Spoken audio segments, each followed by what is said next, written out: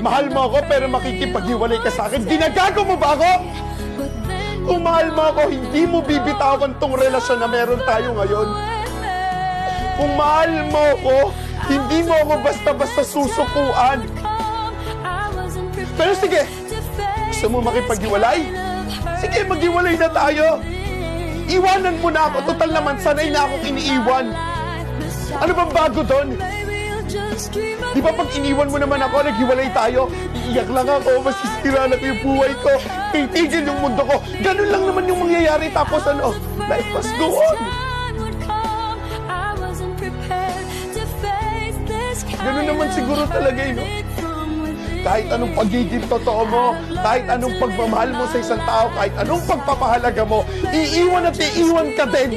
Tonight and live into my